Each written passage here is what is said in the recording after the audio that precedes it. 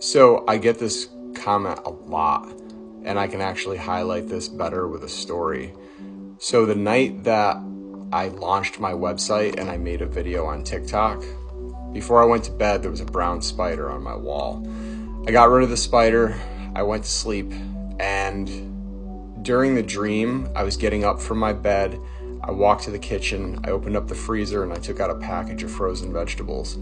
I turned over that package of frozen vegetables, and there were hundreds of those brown spiders. And I was so anxious, like I knew I was dreaming. So I woke up, I turned on my lamp, and I audibly said, "Thank God it was just a dream." And right after I said that, on top of my dresser, which is about 8 feet away from my bed, I had a fan on top of there, and I watched it levitate like 3 or 4 inches and then slam against my wall into a bunch of pieces. And at this point, my hands, like, I was absolutely terrified.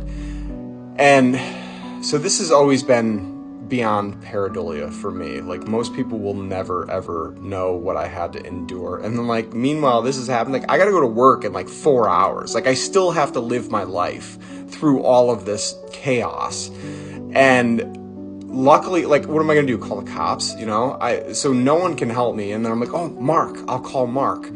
And my friend who I met on Facebook lives in the Netherlands. He's a psychic medium. And I'm like, you gotta help me out. I don't know what to do. I'm really scared. And he's like, I'll take care of it. He's like, I'm not doing this ever again, though. It really, like, this takes all of my energy.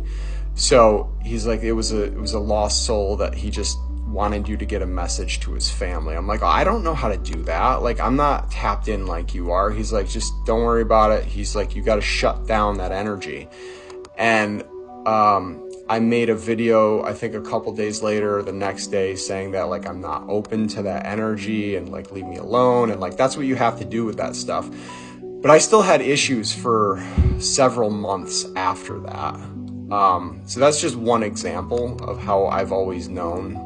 And I knew before any of this stuff even happened that this was my soul's purpose. I've always known.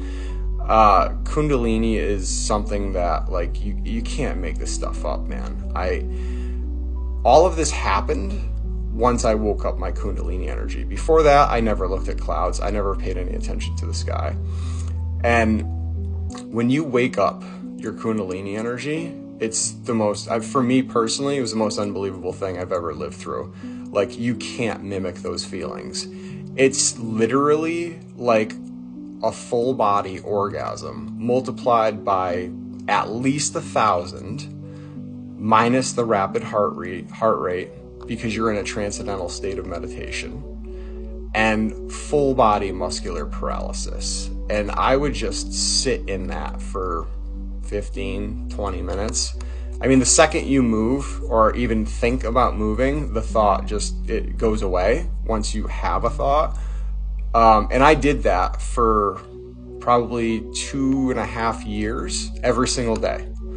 So it'll always be, I have countless stories about this stuff, but it's always, you know, people always just throw the pareidolia thing. And I get that. I totally do. Because if someone were explaining this to me 5 or 6 years ago, I would have never believed it. Like, there's certain things in life that you wouldn't believe unless you personally lived through it. So that's my story.